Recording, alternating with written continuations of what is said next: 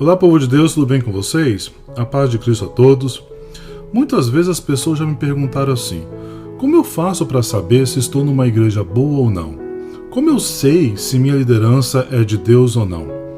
Com tantas igrejas diferentes hoje em dia, fica difícil de saber qual delas é boa ou sadia para congregar, não é verdade? Se você também já se perguntou isso, então esse vídeo é exatamente para você. Então assiste o vídeo todo e você vai saber se Deus está na igreja onde você está indo e se sua liderança está sendo direcionada por Deus ou não. Nesses anos que temos vivido, tem surgido tantas igrejas ultimamente que quase temos uma em cada esquina. Mas como saber qual igreja é de Deus ou não? Como saber qual é boa e qual é ruim para frequentar? Vou te dar 7 dicas que vai te ajudar a descobrir se a igreja que você frequenta é saudável ou não. Está pronto para isto? Então vamos à primeira dica. Os pastores são estudiosos e apaixonados pelos ensinamentos das Escrituras? Se os pastores têm prazer no estudo e ensino da palavra de Deus, é um bom sinal que eles sejam líderes convertidos e libertos. Pois se Jesus disse: conhecereis a verdade vos libertará, que está lá em João 8,32, é necessário que todo pastor seja apaixonado pelo ensino da palavra do Senhor. Nessa geração estamos cheios de pastores estilo coach gospel, que estão mais preocupados com uma vida de mordomias nessa terra do que com a salvação das almas e a preparação delas para se encontrarem com o Mestre. Pastores que substituem o estudo e o ensino da palavra de Deus por eventos, shows, louvorzão, confraternizações, gincanas, viagens, etc., e não se preocupa com o ensino, alguma coisa está errada. Se isso acontece, pode ter certeza que é um sinal que não são pastores, esses que estão aí, mas sim empresários gospel, preocupados com a arrecadação e não com a vida espiritual do rebanho. Todo bom pastor tem prazer em ouvir a voz de Deus através da palavra. Todo bom pastor tem prazer de ensinar a palavra. Todo bom pastor tem prazer no estudo da palavra. Se o pastor da igreja onde você vai não gosta de estudar a Bíblia ou evita tudo que envolve estudo bíblico, cuidado. É um sinal que esse pastor pode não ser uma ovelha e sim um lobo. Então esse é o primeiro sinal a se observar. Segunda dica. Os pastores aí são pessoas de oração e comunhão com Deus? Se os pastores tiverem vida de oração, automaticamente terão comunhão com Deus, pois é impossível alguém ter intimidade com Deus se não conversar com Ele. Lá em Jeremias 33,3 vai dizer assim: clama a mim e responder-te-ei, e anunciar-te-ei coisas grandes e ocultas que não sabes. Só é possível saber os mistérios de Deus se conversarmos com Ele. Agora, se os pastores dessa igreja nunca ajoelham diante de Deus na congregação para orar, nunca tiram um tempo de oração com a igreja durante o culto, nunca oram pela igreja e pelos irmãos, nunca fazem culto de oração ou ensino sobre ela, tem alguma coisa errada aí. Se eles fazem de tudo na igreja, menos orar e estimular o povo a buscar comunhão com Deus, opa, abra os olhos. Isso é uma evidência que o Espírito Santo não tem liberdade nessa igreja para dirigi-la. Quem manda aí, provavelmente, é o pastor e não Deus. Quem comanda essa igreja deve ser um homem e não o Senhor. Isso vai abrir uma porta gigante para os espíritos de engano e mentira trabalharem na igreja. Você vai ver que o louvor é lindo, mas não tem unção. Você vai ver que o povo é alegre, mas não tem comunhão. Você vai ver que a igreja é animada, mas não tem quebrantamento. Você vai perceber que a pregação é até empolgante, mas não salva e nem convence ninguém. Lá em Jeremias 29:12 até o versículo 14, a parte A dele, vai dizer assim: então me invocareis e ireis e orareis a mim, e eu vos ouvirei. Buscar-me-eis e me achareis, quando me buscar de todo o vosso coração, e então eu serei achado de vós, diz o Senhor. O objetivo da oração e comunhão com Deus por parte da igreja é nos aproximarmos dele, ou fazer com que ele se aproxime de nós e da igreja. Terceira dica: os pastores vivem uma vida de santidade e de consagração aí na igreja?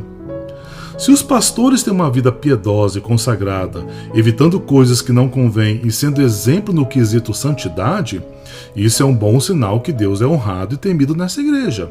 E ele então terá liberdade para habitar nela, pois há santificação na casa.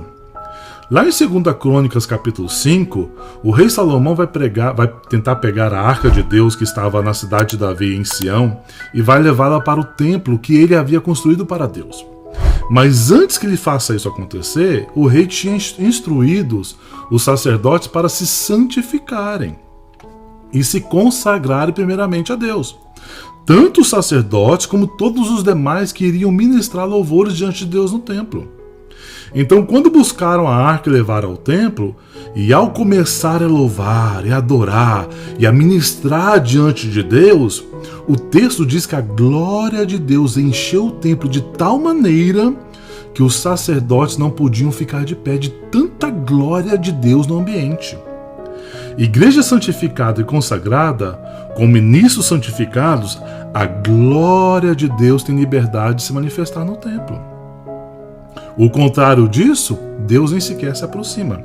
Agora, se os pastores só vivem de festas, churrascos, passeios e lazer, mas nunca estão promovendo e levando a igreja a um período de santificação, de consagração, por meio de jejum e orações, cuidado, irmão. Pode ter certeza que espíritos enganadores estão operando no lugar ou que a carne da liderança prevalece na igreja, levando assim os crentes a serem mundanos como os ímpios. Não há nada de errado ter tempo para festas, churrasco, lazer, confraternização, nada contra, desde que também tenha tempo para consagração, santificação e ensino da palavra. Se há tempo para uma coisa, tem que haver tempo para outra também. Começa assim, ó. Esse mês que vem teremos várias programações na igreja, eles anunciam no culto. Louvorzão no sábado, dia 2. Aniversário do pastor no dia 9. Congresso dos jovens no dia 15, 16 e 17. Churrasco no parque da igreja dia 20, porque é feriado. Culto de confraternização na casa da irmã Cida dia 25, é aniversário dela. E fechamos o mês com uma grande celebração no domingo dia 30, com a cantora famosa fulana de tal que vai estar conosco abrilhantando a festa. Nada contra nenhuma dessas atividades, mas não sobrou espaço nenhum para incluir no culto o ensino ou a oração? Não sobrou espaço para um evento de estudo da palavra de Deus ou algo de ensino aos obreiros? Qualquer coisa nesse sentido?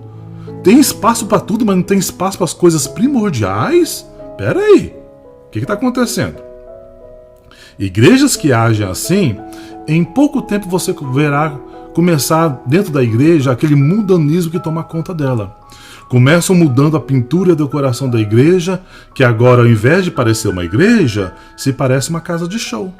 O altar deixa de ter aparência de altar e parece um palco de espetáculos. Os líderes deixam de parecer líderes e começam a se vestir e agir como artistas no holofote. Os membros deixam de parecer crentes que estão ali para adorar a Deus e se vestem e se comportam como pessoas que estão num clube social. Gritam, pulam, dançam, assobiam e fazem selfies, não para adorar a Deus, mas para chamar a atenção do artista gospel que está no palco conduzindo a reunião.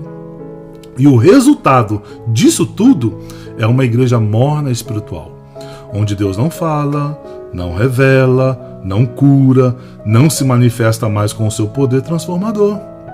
O líder que faz assim estará convidando demônios para agir na igreja. Temos que tomar cuidado com isso.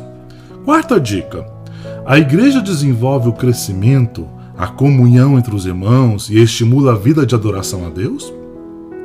Se esta igreja onde você vai existe comunhão entre os irmãos, como também a vida de adoração é praticada e estimulada no dia a dia da igreja, isso é um ponto muito positivo, pois toda igreja onde a comunhão existe, o amor encontra espaço para se desenvolver. Igreja onde a adoração verdadeira a Deus e não ao homem é estimulada e praticada, o Espírito Santo terá liberdade de gerar o quebrantamento dos corações, para que então a palavra de Deus possa operar nas vidas, salvando e libertando. Como eu disse, é a adoração verdadeira a Deus e não aos homens, pois está cheio de adoração falsa por aí.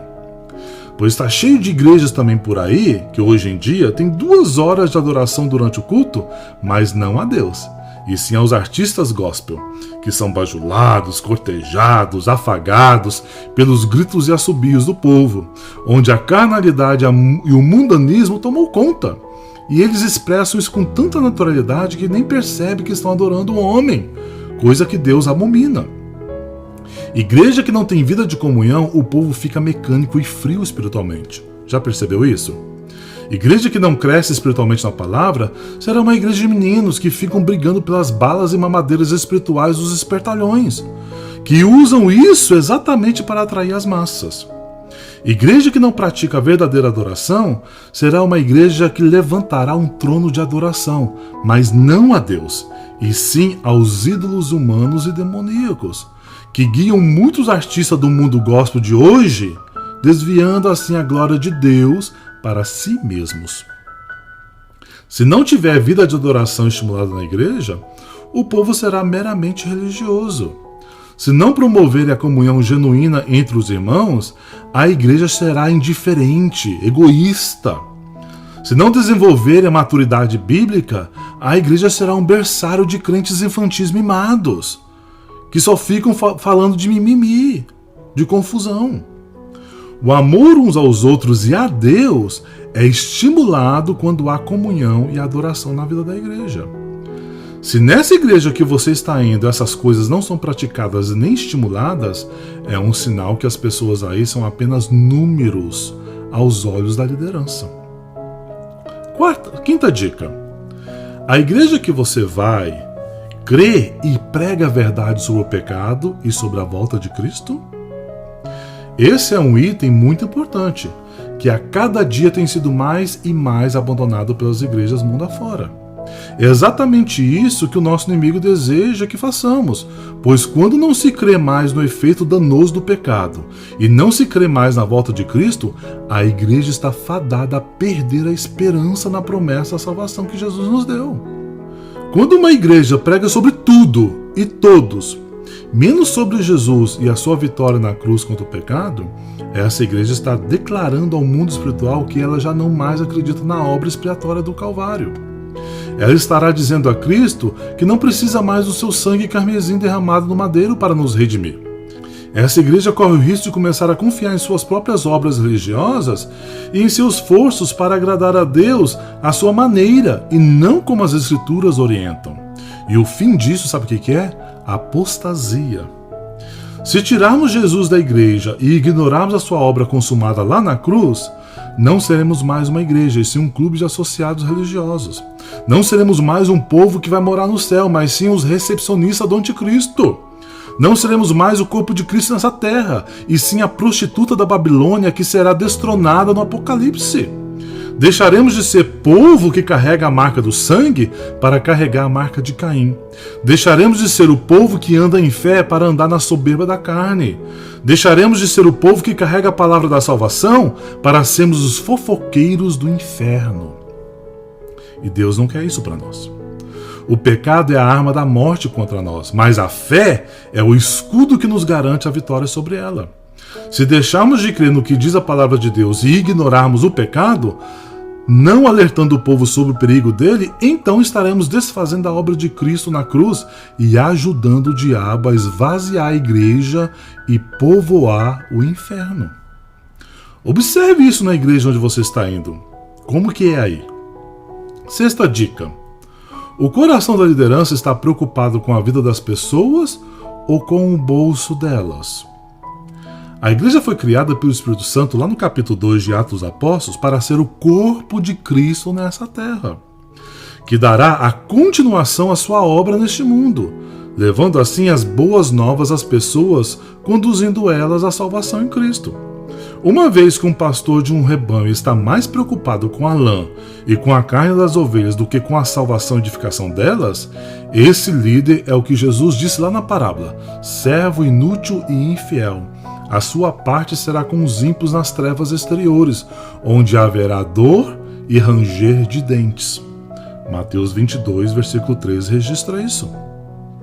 Todos nós que fazemos parte da Igreja de Cristo somos ovelhas do seu rebanho, pois Ele, Jesus, é o sumo pastor das ovelhas. Cada líder que cuida de uma igreja local aqui neste mundo é meramente um mordomo de Cristo nessa terra, cuidando de parte das ovelhas do Senhor até que Ele, o Senhor, volte para buscá-las. Mas quando um líder usa o rebanho de Cristo para apenas o seu próprio benefício pessoal, estará agindo como um servo inútil e infiel, onde sua recompensa será com quem? Com os ímpios. Sabe aonde? Lá no lago de fogo e enxofre. Se a igreja onde você vai, a liderança só fala em dinheiro, só se preocupa com dinheiro, só pede dinheiro e só prega sobre dinheiro, cuidado, meu irmão.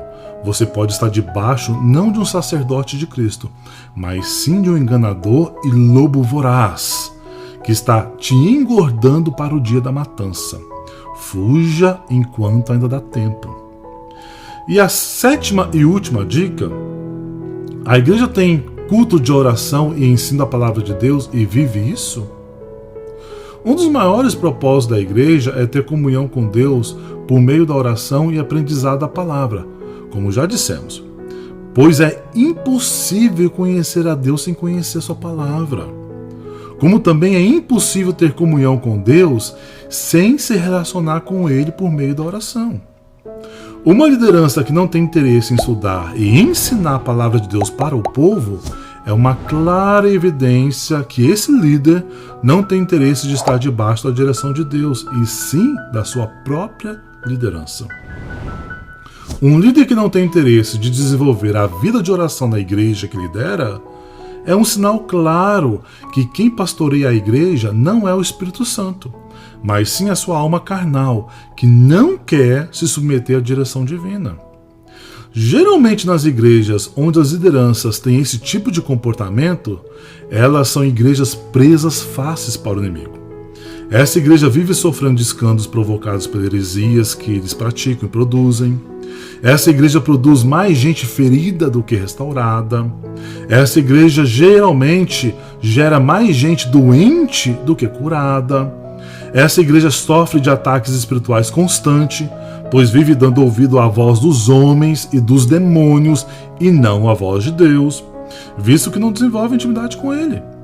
Uma igreja saudável ama estudar a palavra, tem prazer na oração.